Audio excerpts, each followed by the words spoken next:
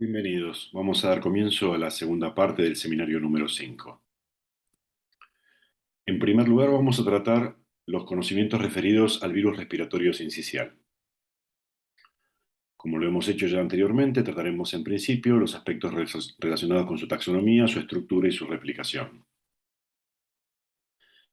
El virus respiratorio sincicial es parte de la familia Pneumoviridae y es uno de los integrantes del género Orthoneumovirus. Importante de destacar es que el otro integrante de esta misma familia, Metaneumovirus, que integra el género Metaneumovirus, es también un virus de extrema relevancia en el contexto de las infecciones respiratorias en medicina humana. El virus respiratorio sincicial es un virus envuelto con una partícula viral claramente pleomórfica, tal como lo muestra el esquema. De esa partícula viral puede advertirse claramente que desde su envoltura salen hacia el exterior dos proteínas centrales, que son la glicoproteína G y la proteína de fusión F, conjuntamente con otras proteínas de menor tamaño. Hacia el interior encontramos las proteínas de matriz y más centralmente el material genómico, que es de tipo ARN, monocatenario, con polaridad negativa. En este material genómico puede advertirse la presencia de distintas proteínas, entre las cuales resalta la presencia de la polimerasa viral, que es una proteína estructural que acompaña y se encuentra íntimamente vinculada con la hebra de material genómico de tipo ARN. Conjuntamente con ello aparecen otras proteínas que son cofactores necesarios para la acción de esa polimerasa viral.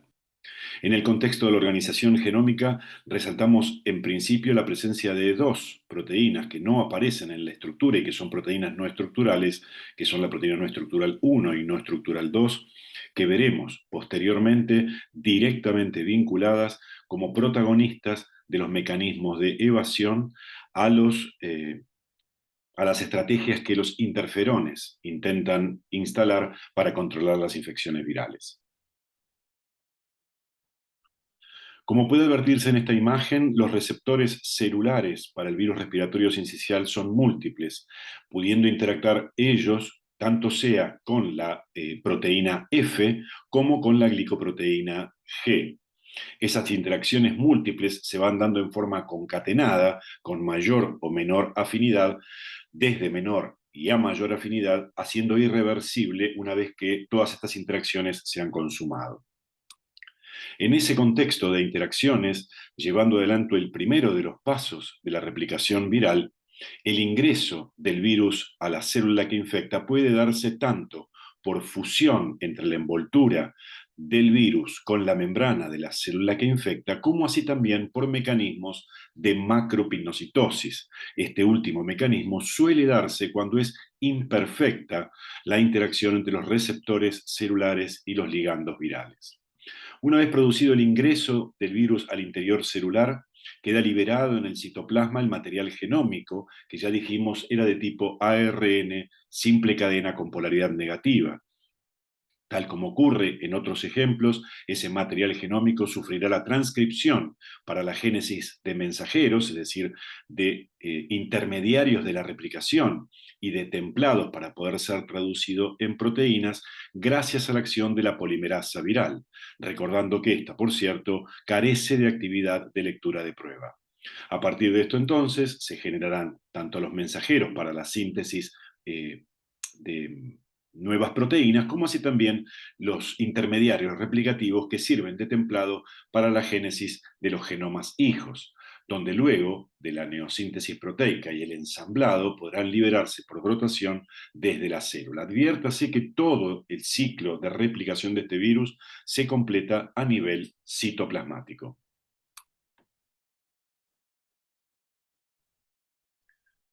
Como un gran emblema de la patogénesis a nivel organismo del virus respiratorio sincicial, surge la entidad clínica de la bronquiolitis. Y la imagen es por demás elocuente en términos de cuál es el grupo sobre el cual hace especial énfasis el golpe de esta entidad clínica, la bronquiolitis. Fundamentalmente asociado al diámetro que anatómicamente presentan los bronquiolos en los niños de muy corta edad. En consecuencia, para una infección de estas características y por los mecanismos que veremos a continuación, resulta mucho más factible la obliteración de tales conductos aéreos. En términos fisiopatológicos, la bronquiolitis comienza, por supuesto, como una infección en el tracto respiratorio superior, donde comienza con la infección por el virus de las células del epitelio nasal. A esto se acompaña habitualmente una rinorrea copiosa y comienzan a desprenderse desde esa localización células infectadas que comienzan o pueden iniciar el descenso a vías respiratorias inferiores. Importante tener en consideración en este punto que hay algunas condiciones desde el hospedador que pueden favorecer un curso de mayor gravedad. Por ejemplo, la prematurez, la preexistencia de enfermedades cardíacas congénitas o pulmonares y, por supuesto, como ya lo hemos visto en otros escenarios, el compromiso inmunológico. A partir del momento inicial de la infección en el tracto respiratorio superior, comienza una respuesta inmunológica que ciertamente, y en esa instancia de la vida, caracterizamos como una respuesta inmune inmadura, que en sí mismo tiene características que le son particulares. El virus continúa replicándose y sigue su viaje durante toda la etapa prodrómica, donde los signos y síntomas no son específicos, hacia las vías inferiores. De modo tal entonces que a partir de allí comienzan otro tipo de signos y síntomas cuando alcanza el tracto respiratorio inferior, caracterizados fundamentalmente por abundante tos, pero por sobre todo con un aumento en la frecuencia respiratoria con eventos respiratorios e inspiratorios cortos, poco profundos, que se acompañan, dadas las dificultades en la oxigenación, por una letargia muy marcada con pérdida del apetito y una de las consecuencias más temidas, que es la deshidratación. A partir de allí, con un curso ciertamente agudo, comienza la obliteración, la obstrucción de las vías aéreas, cuyo flujo ciertamente se va a ver muy dificultado y comienzan los ruidos, las sibilancias a ese nivel. El virus respiratorio sincicial, si bien infecta capas de la capa respiratoria superficial, en el contexto de los conductos aéreos, también puede hacerlo en células que están más profundas a nivel basal, produciendo sobre ellas algún efecto lítico. Se dispara a partir de ese momento una importante respuesta inflamatoria que es en sí misma uno de los grandes pilares de la patogénesis de la bronquiolitis por RSV. A partir de allí se advierte la presencia tanto de edema peribronquial como un infiltrado mononuclear que ciertamente contribuyen a la obliteración de la vía aérea. En estas imágenes, que marcan una línea de tiempo durante el desarrollo de la bronquiolitis, y adviértase que desde la infección hasta la obliteración con una manifestación clínica muy marcada, transcurren aproximadamente 3 semanas, se puede advertir cómo el lumen de un bronquiolo normal, a través del cual, por supuesto, fluye normalmente una buena carga de aire, lo que ocurre conforme va evolucionando y pasando el tiempo durante la bronquiolitis por el virus respiratorio sincicial, donde claramente advertimos algunos elementos centrales en la patogénesis. En principio, puede verse cómo en la zona luminal, que debería estar despejada, hay una gran congestión celular, donde aparecen claramente los conocidos tapones mucosos, constituidos por fibrina, detritos celulares, y donde además hay edema y una fuerte inflamación neutrofílica.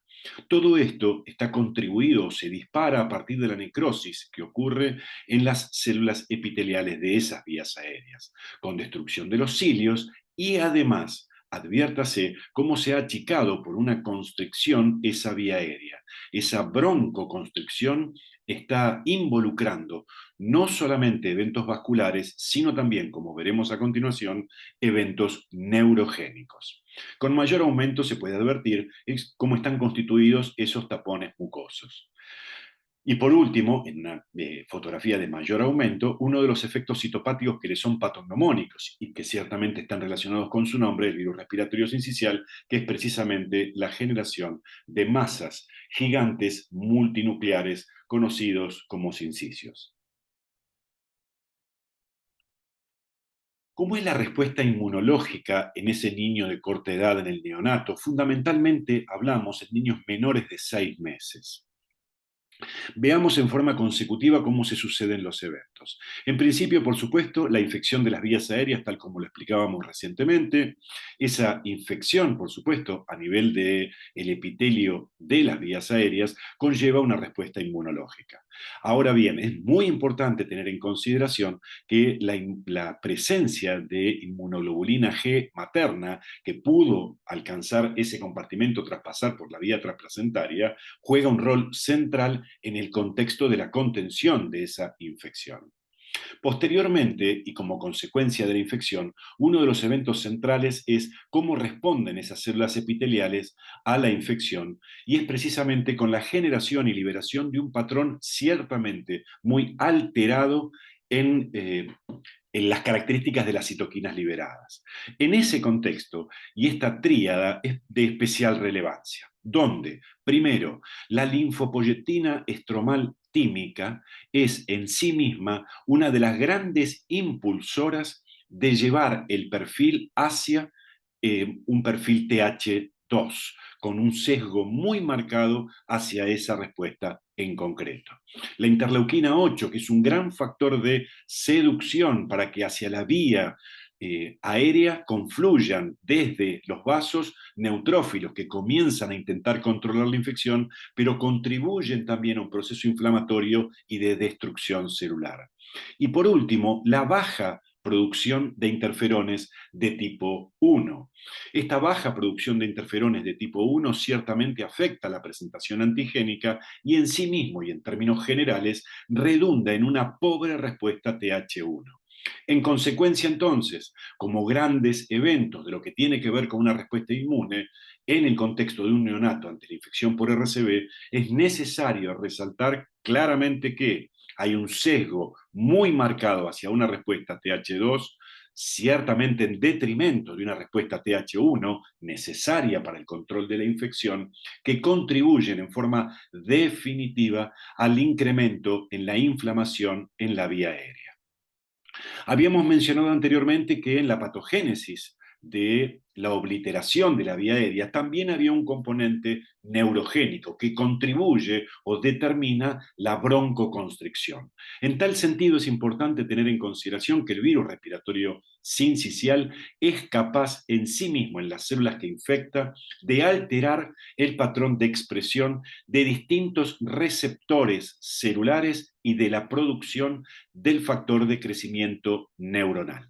De modo tal entonces que a partir de ese momento, tanto con el ligando como con sus receptores, una vez que estos interactúan, son capaces de modificar toda la contractilidad a nivel precisamente de la vía aérea. De modo tal entonces que aumenta la secreción, por ejemplo, de acetilcolina, por ejemplo, también la mayor convocatoria de células inflamatorias que en su conjunto van a llevar a una mayor liberación de mediadores neurogénicos que en última instancia terminarán favoreciendo lo que conocemos o se caracteriza como inflamación neurogénica, dado que no solamente hay células inflamatorias, sino que también con origen nervioso se favorece la contractilidad del músculo liso como base central de la broncoconstricción que acompaña a la obliteración por congestión de la vía aérea.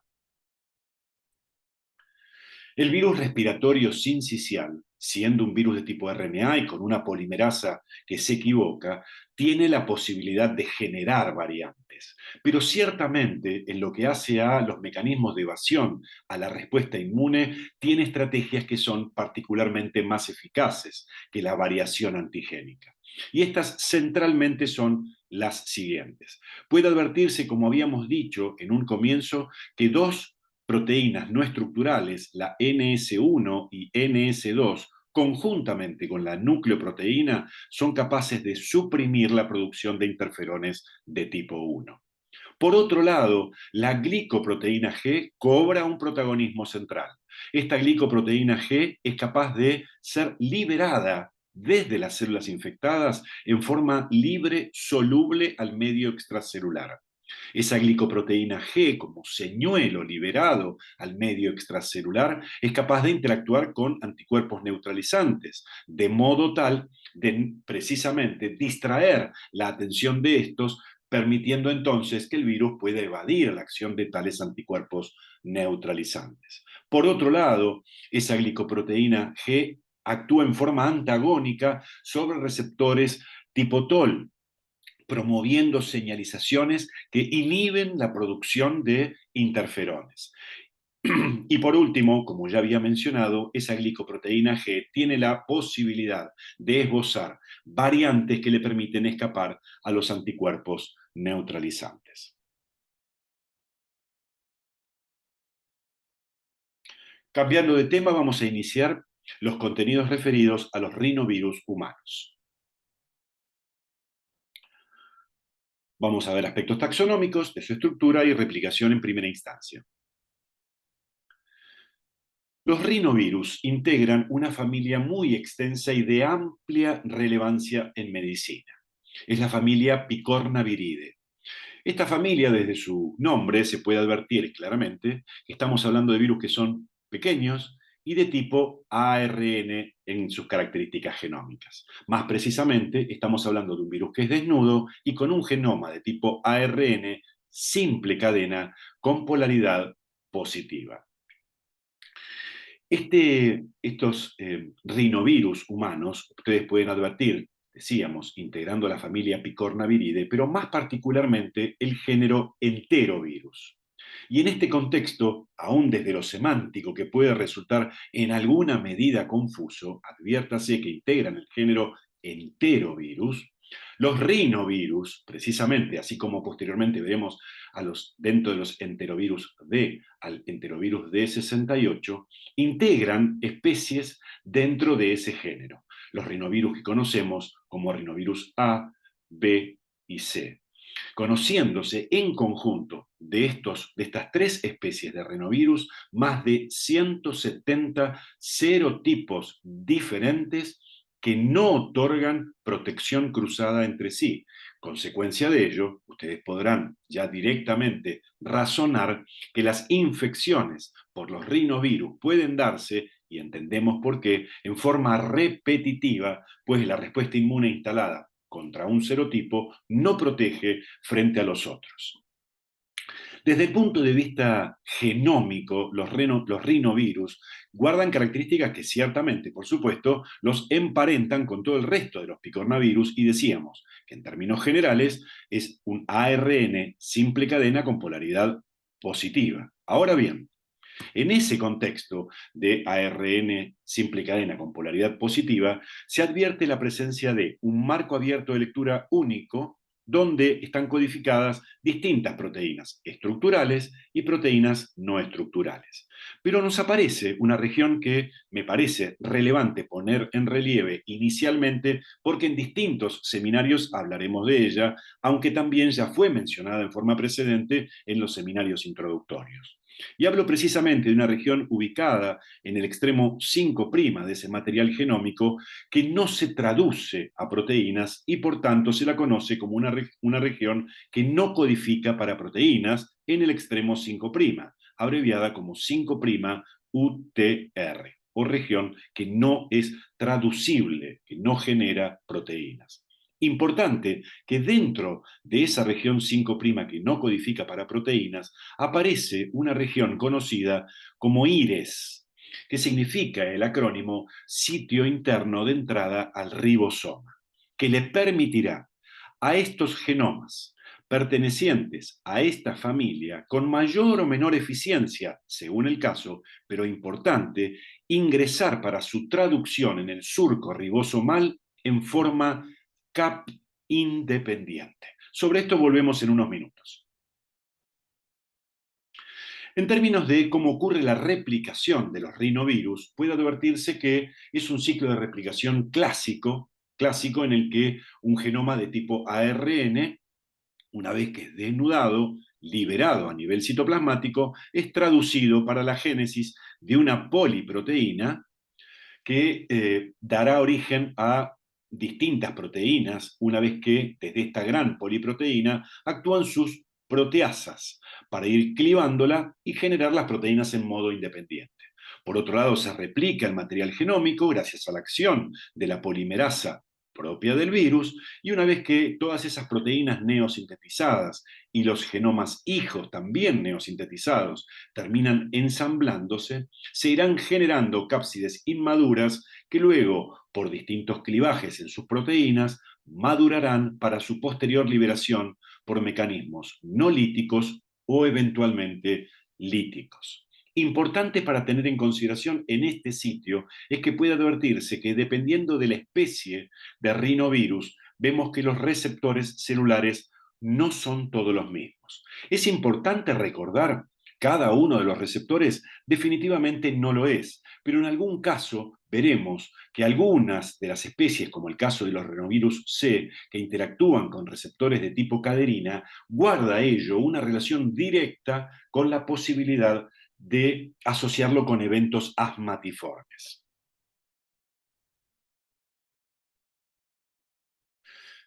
Decíamos durante el ciclo de replicación de los rinovirus y en general de los picornavirus que disponen de proteasas virales, que son las encargadas de hacer el clivaje de la gran poliproteína viral.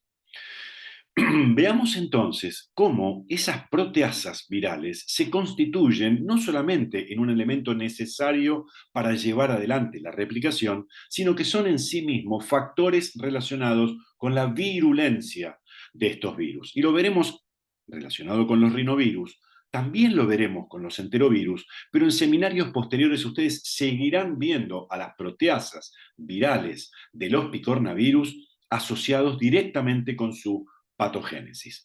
Vemos por qué ocurre esto y adviértase claramente cómo la proteasa, en este caso una de ellas, de los rinovirus, puede inclivar factores celulares, son estas proteínas que aquí aparecen como factores eucarióticos de iniciación de la traducción, que necesitan interactuar con los extremos CAP presentes en los mensajeros celulares. Esta es la estructura de un mensajero celular que para poder ingresar en la estructura ribosomal necesitan tener esa estructura de capuchón, presente o constituida en sí mismo por proteínas celulares que interactúan con el extremo 5' de los mensajeros. Ahora bien, adviértase que la proteasa viral puede clivar estas proteínas celulares, lo que redundará claramente en una afectación de la traducción de los mensajeros celulares. Ahora bien, ¿por qué esa proteasa viral no afecta la traducción de los mensajeros virales? Porque ese factor eucariótico, adviértase, tras clivar a esos factores celulares que aquí aparece ya clivado por la proteasa, puede en ese estado clivado seguir interactuando con el sitio interno de entrada al ribosoma, el IRES, que anteriormente veíamos, que es nada más que una estructura conformacional que toma el ARN, que le permite interactuar con esos factores de transcripción y de este modo continuar con el proceso traduccional. Es decir, que estamos diciendo que selectivamente las proteasas virales inhiben la traducción de los mensajeros celulares sin afectar la traducción de los mensajeros virales. Esto es definitivamente en sí mismo un mecanismo de patogénesis, que por otro lado y del mismo modo puede impactar en el contexto de lo que es la evasión a la respuesta inmunológica. Si esto lo consideramos claramente nosotros como algo que también contribuye al daño, puede verse como la otra de las proteasas, la 3C, a diferencia de la 2A que aquí mencionamos, y que por supuesto no es importante recordar cuál es cada una. Lo importante es que estamos viendo cómo las proteasas virales afectan proteínas celulares que están, en este caso, directamente involucradas, como lo son las helicasas, en el reconocimiento de un pump viral, en este caso el ARN doble cadena generado durante la replicación viral y en consecuencia afectará, luego de clivar estas helicasas por acción de proteasas virales, afectará el reconocimiento y en consecuencia los mecanismos que intentarán controlar esa infección viral en su etapa más temprana no actuarán. Estará inhibido lo que tiene que ver con el control por mecanismos apoptóticos.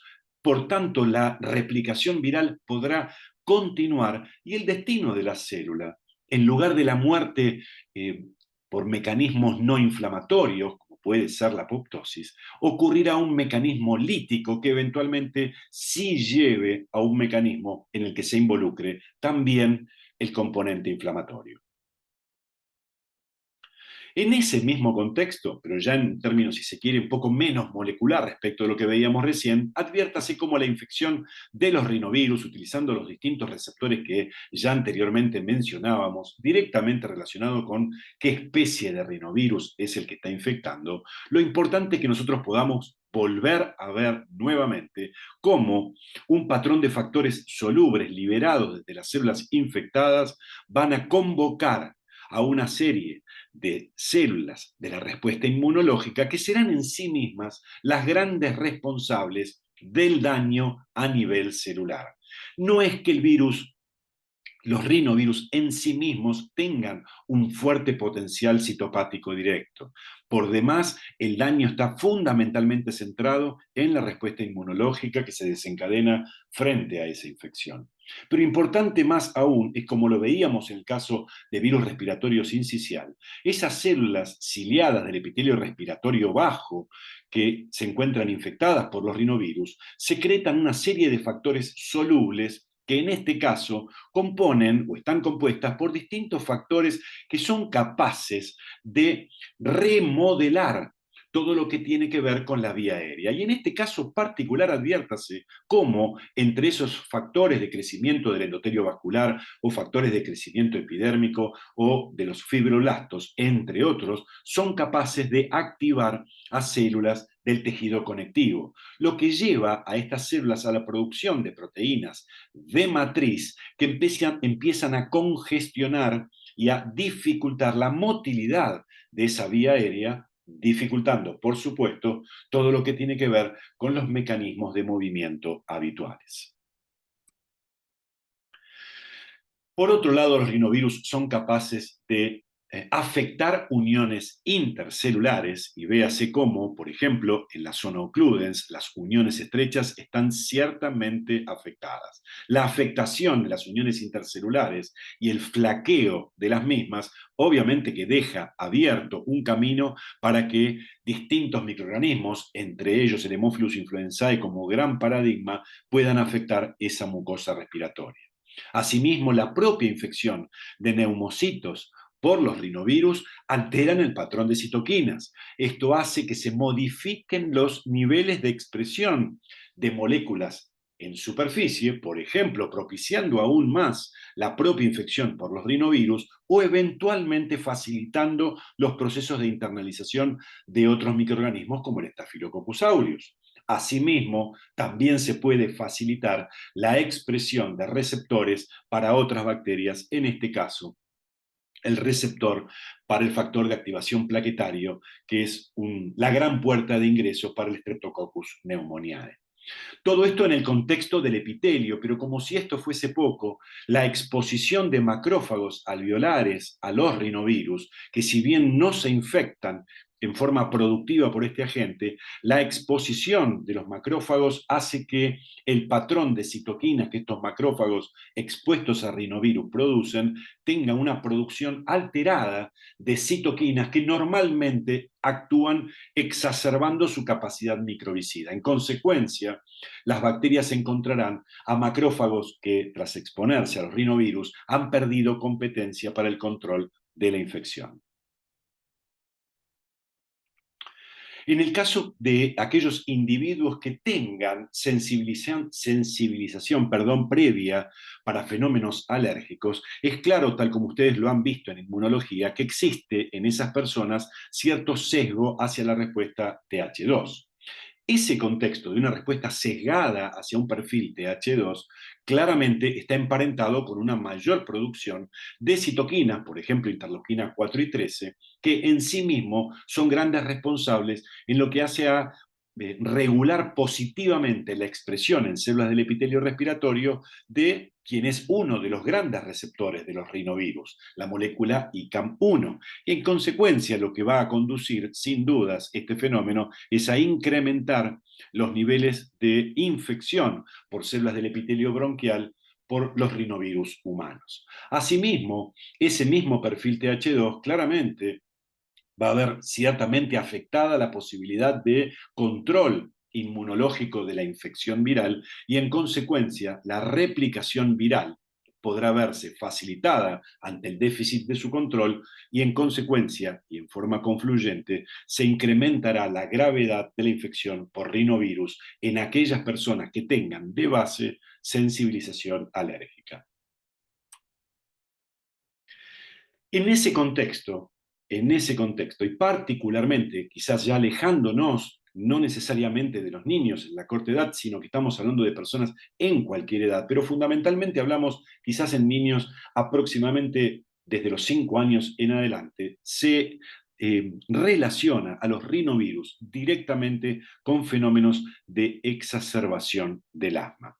En este contexto tiene que ver con aquellos niños que, por ejemplo, pudieron haber padecido una infección precedente por virus respiratorio sincicial en edades muy tempranas, menores a los 6 meses, donde se deja claramente sentado una suerte de precedente, una impronta de sensibilización previa por todos los elementos que describimos previamente, en términos neurogénicos y en términos de ese sesgo hacia una respuesta de tipo TH2. En consecuencia, las infecciones por rinovirus, que pueden ocurrir en cualquier momento del año y ciertamente gracias a la enorme variedad de serotipos que tienen en forma repetitiva año tras año, hacen que en sí mismo haya una gran dificultad para contener esa infección aguda que puede prolongarse en el tiempo y producir en consecuencia exacerbaciones de fenómenos asmáticos, porque como veíamos en la diapositiva previa, también esas infecciones, cuando hay sensibilización alérgica, conducen a infecciones de mayor severidad.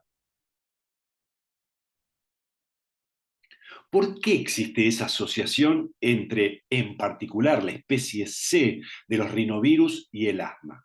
Muy bien, en los individuos asmáticos es claro que una de las características genéticas que suelen presentar es la presencia de polimorfismos de nucleótidos únicos, los SNPs, en un gen que codifica precisamente para el receptor de esta especie de caderina 3. Lo interesante de poder ver es que precisamente aquellos que tienen esa característica genética presentan a nivel de las células del epitelio las uniones intercelulares ciertamente defectuosas. Esas uniones intercelulares que son defectuosas permiten entonces que los receptores de caderina se encuentren mucho más expuestos en los individuos que tienen esta característica genética y en consecuencia esos receptores celulares están, gracias a su mayor exposición, más accesibles a la infección por rinovirus.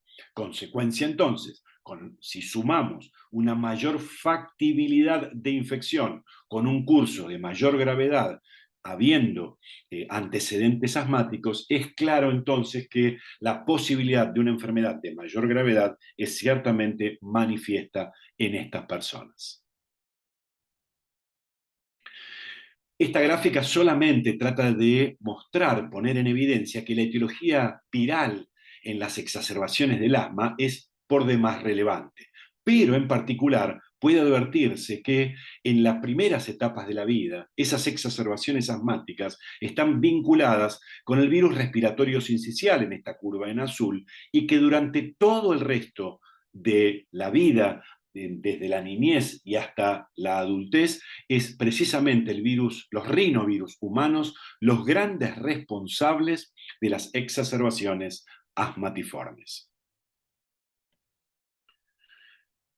Iniciemos la discusión de los contenidos de los enterovirus, y en particular del enterovirus D68, único que veremos dentro de los enterovirus que ingresa por la vía respiratoria. Veremos aspectos taxonómicos de su estructura y su replicación.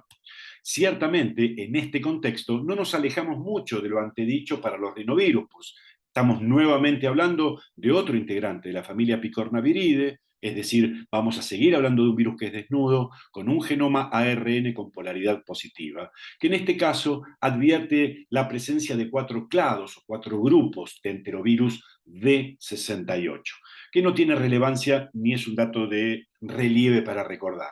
Lo importante es que seguimos, resalto nuevamente, dentro de la familia Picorna, en el género enterovirus, pero en particular abordamos a uno, el enterovirus D68, que ingresa por la vía respiratoria. En lo que hace a su ultraestructura y la organización genómica, no hay características salientes para recordar en este punto, pues está directamente emparentado con lo que antes decíamos de los rinovirus. En lo que hace a su estrategia de replicación, no hay características salientes, a sola excepción del recientemente caracterizado receptor celular, que es la molécula ICAM5, responsable de interactuar con los ligandos virales para hacerse ingreso. Los eventos posteriores son los mismos que vimos para los rinovirus, en lo que hace a su desnudamiento, liberación del material genómico, la traducción en forma directa. Nuevamente entra en relieve el mecanismo CAP independiente, adviértase la acción de las proteasas para trabajar en el clivaje de esa gran poliproteína larga que se genera, a partir de lo cual se liberan las proteínas como unidades funcionales que continúan con todo el ciclo de replicación. Pero lo que es importante, nuevamente, recordar es que estas proteasas también, además de su participación en este punto del ciclo de replicación, están directamente vinculadas como factor de virulencia. Luego, por supuesto, sobreviene el ensamblaje a partir de los componentes neosintetizados, proteicos y genomas, y la liberación por mecanismos líticos y no líticos, tal como lo veíamos con los rinovirus anteriormente. En lo que hace a la patogénesis del enterovirus D68, es importante, vuelvo a resaltar, que más allá de la semántica del nombre, es muy relevante entender que este es un virus que ingresa por la vía respiratoria. Y en tal sentido es importante que, más allá de la posibilidad de llevar adelante infecciones a nivel del tracto respiratorio superior, puede hacerlo a nivel del tracto respiratorio inferior, produciendo infecciones respiratorias que llevan a la insuficiencia a ese nivel, impactando fundamentalmente en los extremos etarios. El punto es que esa infección en el árbol respiratorio, donde están involucrados mecanismos muy semejantes a los que anteriormente estábamos describiendo para los rinovirus, es importante tener en consideración una característica que le es distintiva, y es la factibilidad de acceder al trayecto linfohemático. Esta posibilidad hace que ya la infección no sea una infección localizada, sino que puede diseminarse a través de esta gran vía y alcanzar por circulación sistémica la localización más temida, que es precisamente la del sistema nervioso central. El acceso al sistema nervioso central puede darse directamente por la vía hematógena, como así también puede darse luego de una replicación, si se quiere, intermediaria en los miocitos, y desde estas células y a través de la placa neuromotora, por vía axonal retrógrada, es decir, casi como actuando, dando marcha atrás a través de estos axones, llegar hasta el asta anterior de la médula espinal, donde es capaz de ejercer un efecto citopático directo con lisis neuronal que redunda en una parálisis flácida con características clínicas indistinguibles de la parálisis que produce el virus polio y que ustedes oportunamente verán en seminarios posteriores. En tal sentido, ha sido recientemente puesto en evidencia cómo puede advertirse la presencia en neuronas del asta anterior de la médula espinal. Este es el caso de un niñito que fue recientemente publicado, donde se advierte la presencia a nivel neuronal tanto del ARN viral como la expresión de proteínas en esas neuronas, dando clara evidencia de un evento en el cual no solamente hay eventos líticos, sino que estos se desencadenan como consecuencia de la replicación viral activa en estas células del sistema nervioso central. Los enterovirus, por supuesto, que pueden evadir también la respuesta inmune y sin necesidad de recordar características particulares, nuevamente, en este caso, tal como lo veíamos antes, en el caso de los rinovirus, adviértase como otra vez las proteasas del virus son capaces de ejercer su acción hidrolítica sobre proteínas que están directamente vinculadas con la señalización para la síntesis de interferones. Interrumpir esta vía por acción de una proteasa viral significa abortar la posibilidad clara de que se señalice generándose señales antivirales. Vamos a ver por último los adenovirus humanos.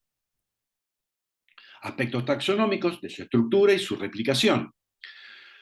Los adenovirus humanos pertenecen a la familia Adenoviridae. Al género Mastadenovirus precisamente tiene que ver con un conjunto de virus que son capaces de infectar a mamíferos. Y en particular, en el caso del humano, hay 7 especies claramente caracterizadas con las letras desde la A a la G que involucran en su conjunto 104 tipos claramente distinguibles. Esos 104 tipos claramente distinguibles involucran a 51 serotipos, es decir, hay 51 que mediante reacciones de laboratorio antígeno-anticuerpo pueden ser reconocidos sin dificultad.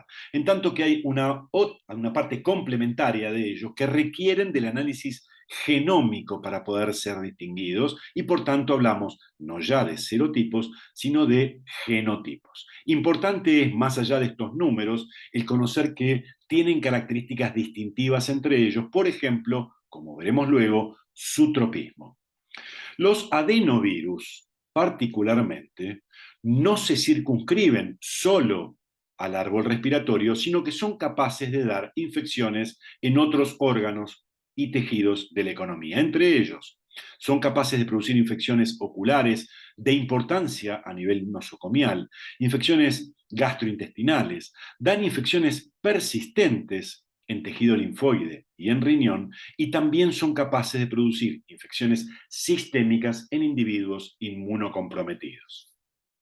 De su estructura claramente puede advertirse que, siendo virus desnudos, al igual que los rinovirus, al igual que el enterovirus D68, son virus que presentan una gran estabilidad al pH ácido y también a las secreciones gástricas y biliares. Tienen una gran diversidad antigénica, donde se incluye para la génesis de tal diversidad fenómenos de recombinación entre los distintos tipos que antes describíamos, y como veremos luego, su respuesta inmune es serotipo específica. Desde el punto de vista ultraestructural, la partícula viral se puede advertir claramente que tiene una estructura icosaédrica clásica desde la cual protruyen al exterior fibras, ¿sí? En su interior se alberga su material genómico, que es de tipo ADN bicatenario lineal. Esta representación muestra aspectos ultraestructurales de la partícula viral de los adenovirus, donde puede advertirse la presencia de los exones presentes en la superficie. Esos exones constituyen en sí mismos los grandes epitopes de neutralización hacia los cuales está dirigida la respuesta inmune humoral serotipo específica.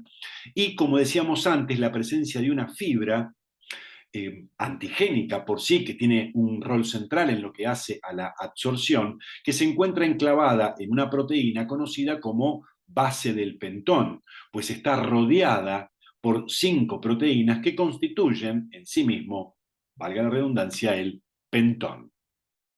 En el interior de esta estructura icosaédrica se encuentra el material genómico de tipo ADN bicatenario, como antes mencionábamos. En ese material genómico de tipo ADN puede advertirse en la organización genómica, ciertamente algo compleja, la presencia de genes que son expresados más tempranamente, son los genes early, o genes que se expresan más tardíamente, los genes L. Estos últimos son genes directamente vinculados con la síntesis de proteínas estructurales, en tanto que los genes tempranos tienen un rol esencialmente regulador de la replicación viral.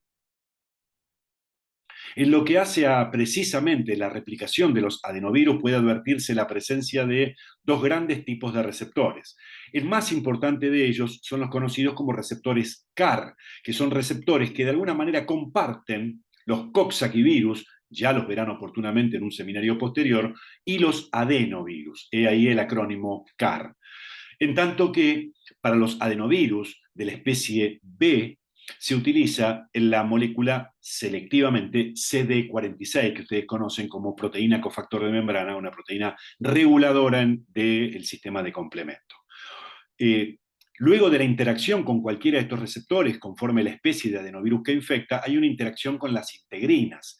Esa interacción con las integrinas es en sí mismo un elemento central para que pueda producirse la endocitosis, mediada por receptores, que conlleva a la inestabilización de la cápside, que va a permitir de alguna manera que luego de la acidificación de esa vesícula endosómica se permita la exposición de proteínas virales en esa cápside que le van a permitir a la partícula viral romper el endosoma y liberarse de su interior para viajar a través de microtúbulos hasta el poro nuclear. Llegado este punto del poro nuclear, los adenovirus liberan el material genómico desde una cápside que ya estaba ciertamente inestabilizada por el pH endosomal, dejando en el interior del núcleo el material genómico para que comiencen los eventos relacionados con la expresión génica. En ese contexto, en esta nueva imagen, centralizamos la atención en este punto, es decir, estamos viendo que ya tenemos en el interior del núcleo el material genómico que comenzará con la expresión de los genes, como decíamos antes, algunos de expresión temprana, que son esencialmente reguladores, bien sea de la expresión de proteínas virales, como así también grandes supresores de la expresión de proteínas celulares, tratando de alguna manera de adueñarse de la maquinaria de expresión génica celular. De modo tal entonces que esos genes tempranos se expresan, dan lugar a proteínas tempranas que bloquean la expresión de proteínas de complejo mayor de histocompatibilidad, bloqueando el reconocimiento T, un claro mecanismo de evasión a la respuesta inmune. Y por otro lado, reingresan al núcleo para modular el ciclo celular, para inhibir mecanismos relacionados con la muerte, disminuir dramáticamente la síntesis de proteínas celulares gracias a impedir el transporte de los RNA mensajeros hacia el citoplasma y comenzar con la replicación del ADN viral. Desde esas nuevas hebras de ADN viral, adviértase que comienza la expresión de los mensajeros que codifican para los genes L, los tardíos, aquellos que, como ya habíamos visto antes, son los grandes responsables de armar la estructura de la partícula viral. Precisamente en tal sentido, esas proteínas L de la estructura reingresan una vez sintetizadas en el citoplasma, hacen su reingreso al núcleo, que es precisamente el ámbito en el cual ocurre el ensamblaje de la partícula viral. Como consecuencia de tener los genomas y las partículas o las proteínas neosintetizadas, se ensamblan las partículas nacientes que deberán ser liberadas por lisis celular desde ese ámbito.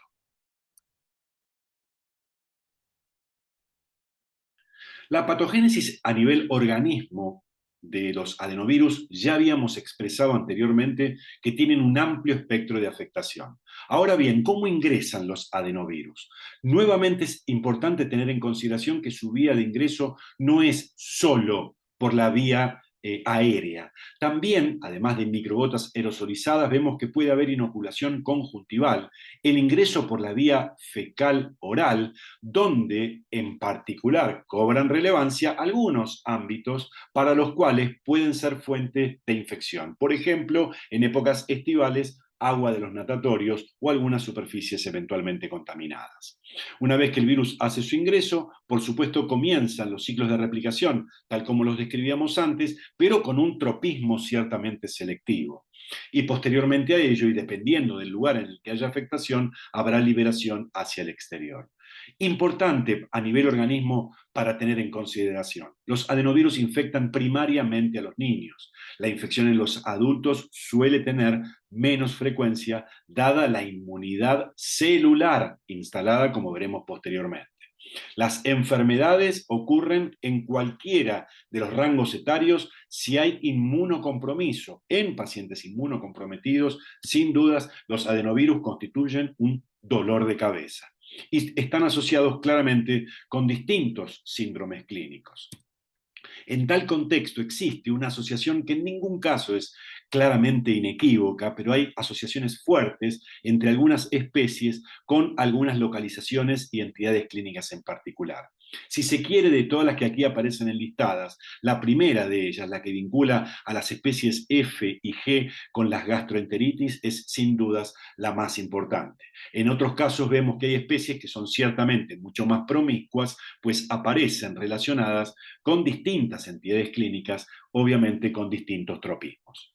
Y en ese mismo sentido, lejos de pretenderse que recuerden estos números, interesa particularmente que ustedes puedan advertir cómo claramente se ve que la afectación por los adenovirus golpea distintos órganos y sistemas. Y en ello va directamente de la mano algunos, que en muchos casos son muy diversos, tipos de adenovirus en particular. Adviértase que los adenovirus, por supuesto, pueden producir, desde ya, tal como nosotros lo conocemos, las infecciones en el tracto respiratorio, tanto superior como inferior, tema central que nos convoca en este seminario. Pero es importante tener en consideración que pueden verse que algunos de los tipos que producen infecciones respiratorias pueden eventualmente también ser responsables de infecciones a nivel del sistema nervioso central. No solamente se circunscriben a este nivel, adviértase la posibilidad de el sistema cardiovascular. Los adenovirus son grandes responsables de miocarditis o de cardiomiopatía dilatada, a nivel, como decíamos antes, del tracto gastrointestinal, donde precisamente los tipos 40 y 41 tienen claramente un protagonismo por demás importante. Infecciones en el tracto urinario, donde pueden producir cistitis hemorrágicas y nefritis, las muy importantes infecciones oculares que anteriormente mencionábamos, las conjuntivitis, la fiebre faringoconjuntival, las queratoconjuntivitis epidémicas y las conjuntivitis hemorrágicas, son todas entidades de gran frecuencia en el ámbito oftalmológico. Claro está que además de todos estos órganos que acabamos de mencionar, hay otros que también se relacionan en la patogénesis orgánica por los adenovirus. Ya haciendo un poco más de foco en los aspectos celulares, es importante considerar que a nivel del tracto respiratorio, los adenovirus infectan neumocitos tipo 1 y tipo 2, ejerciendo sobre ellos un efecto citopático directo, lítico en esas células del epitelio mucoso, con algunas características desde lo microscópico, lo histopatológico, que son ciertamente peculiares en algunos aspectos relacionados con las inclusiones, por ejemplo, intranucleares.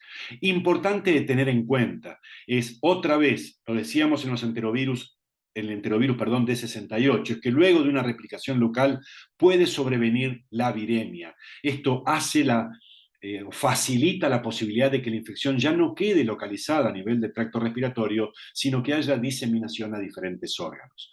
En particular, y de especial énfasis, es tener en consideración esta característica de los adenovirus, y es la posibilidad de dar infecciones persistentes latentes. Esto es un elemento por demás relevante, pues son virus que pueden infectar linfocitos T, eventualmente linfocitos B también, ubicados obviamente en distintos tejidos linfoides.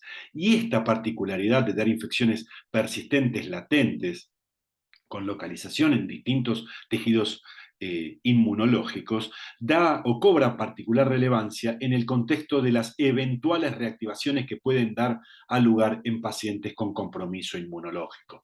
Digo, esto es de especial relevancia en el contexto de la patogénesis de los adenovirus. El rol que tienen, dada su factibilidad de dar infecciones persistentes latentes, de reactivarse en pacientes con compromiso inmunológico. Una característica que queda circunscripta al modelo murino, a los roedores, es la posibilidad de desarrollar procesos de transformación celular. Las especies A y B de los adenovirus ha sido definitivamente demostrado que son oncogénicas solo para algunos roedores. Esta es una característica que no ha sido en ningún caso reportado en células humanas. En lo que hace a la respuesta inmune y a la evasión, algunos bosquejos los habíamos mencionado ya anteriormente, las infecciones por los adenovirus son ciertamente limitadas en forma eficiente por la respuesta inmune innata y la respuesta inmune adaptativa. Habíamos dicho también que la proteína del exón son los grandes epitopes hacia los cuales están dirigidos los anticuerpos neutralizantes. Pero esta es una respuesta que tiene la limitación de ser una respuesta homotípica. Recordemos que tenemos una amplia variedad de tipos de adenovirus. En consecuencia, la respuesta más importante en términos de respuesta inmune cruzada es la respuesta celular T, que es capaz de dar reacciones cruzadas heterotípicas, dando una respuesta muy amplia y duradera en los adultos y justificando por qué las infecciones tienen, en contexto epidemiológico, mucha mayor relevancia en los niños que en los adultos, salvo que haya inmunocompromiso subyacente. El virus, ya habíamos dicho anteriormente, tiene una amplia diversidad de estrategias de evasión a la respuesta inmune. Algunas fueron mostradas en lo que hace a su capacidad de evadir la presentación antigénica, como así también existen estrategias que le permiten evadir tanto la producción de los interferones como la señalización de los mismos. Hemos terminado con esto con 6 que hemos tomado como emblemas de virus respiratorios que producen patogénesis a nivel respiratorio y, como hemos visto en otros ejemplos, un poco más allá de esta localización. Vemos en forma rápida algunos aspectos de los más relevantes como síntesis de la patogénesis de los virus respiratorios. A nivel organismo ya hemos dicho entonces que las enfermedades pueden ser a nivel del tracto respiratorio superior o a nivel del tracto respiratorio inferior, al que pueden acceder claramente por infección directa de las células pulmonares, por diseminación por contigüidad o por diseminación hemática, evento este que está ciertamente circunscripto a los citomegalovirus y a hospedadores con compromiso inmunológico. Lo que es importante de resaltar es que en términos generales esa progresión desde el tracto respiratorio superior hasta el inferior está directamente vinculada con la virulencia intrínseca del agente en cuestión, esto relacionado con el virus, como así también con factores relacionados con el hospedador.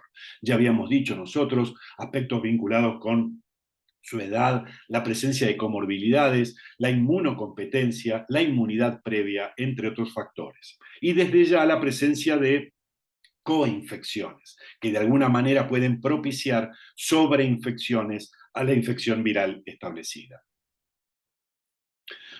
Desde el punto de vista celular, es claro que hemos visto que una vez que los distintos virus pueden ingresar por la vía respiratoria, pueden afectar el tracto respiratorio superior y el tracto respiratorio inferior. En este último contexto, tanto produciendo bronquitis, bronquiolitis, como neumonías propiamente dichas. Claro está que en algunas entidades en particular hemos visto que hay grandes protagonistas, como lo es en concreto el virus respiratorio sincicial en las bronquiolitis, aunque claro está, no es esta una entidad que le sea patognomónica y inequívocamente asociada a este virus. Importante tener en consideración entonces es la factibilidad de algunos de ellos de infectar neumocitos tipo 1 como neumocitos tipo 2. Así también algunos virus, como el caso del virus respiratorio sincicial, como así también algunos virus herpes humanos, que no los discutimos aquí porque se circunscriben infecciones a este nivel fundamentalmente en individuos con compromiso inmunológico, pero que tienen la posibilidad de infectar células del endotelio vascular. Estos niveles de afectación a nivel de células epiteliales y de células endoteliales ciertamente albergan o reúnen a muchos de los agentes que hemos visto a lo largo de este seminario. Como así también hemos visto que, como parte de la respuesta inmunológica, distintas estirpes celulares se acercan con la intención del control, pero varias de ellas también son factibles, pasibles de ser infectadas, como el caso de los macrófagos, por el virus influenza, por los adenovirus, los linfocitos, como recientemente estábamos describiendo. ¿Cuáles son los efectos virales directos? Claramente hemos visto cómo los adenovirus pueden producir lisis, hemos visto cómo el virus influenza o los coronavirus, el virus SARS, pueden producir apoptosis. Hemos visto cómo son capaces de producir cuerpos de inclusión, los adenovirus, el virus respiratorio sincicial, como así también la producción de sincicios, muy especialmente en el caso de, precisamente, el virus respiratorio sincicial y los coronavirus. Sin embargo, caemos en la segunda gran estrategia de daño, que es la del daño indirecto, que sin dudas involucra la mayor contribución relativa en todos los casos. Sin duda, las infecciones respiratorias virales involucran al daño directo como uno de los grandes protagonistas o el protagonista más importante en la promoción del daño a ese nivel. Sabemos claramente que luego de la infección del tracto respiratorio y de la alteración del medio por producción de distintos factores solubles, hay una gran convocatoria de células de la respuesta inmune que comienzan su acción denodada tratando de controlar esa infección, pero claramente congestionando y dañando al epitelio a nivel alveolar y eventualmente también a nivel endotelial vascular.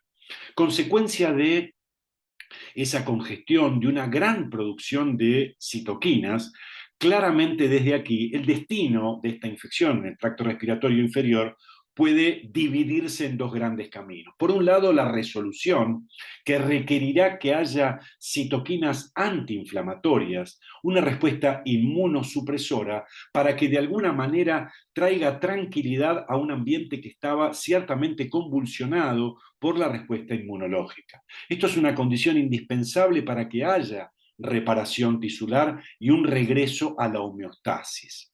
En el caso que estos eventos que llevan a la resolución no ocurran y haya un daño continuo, ciertamente será porque hay un profundo desbalance de la respuesta inmune que no ha logrado detenerse y continúa promocionando el daño. Como consecuencia de ese daño ciertamente desmesurado, hay claramente un síndrome respiratorio clínicamente evidenciable por una dificultad respiratoria aguda severa, que puede involucrar también eventos asmáticos, donde habrá remodelación de esa vía aérea, donde hay claramente signos de fibrosis y, por supuesto, dependiendo de la afectación de la hematosis, podrá haber falla orgánica.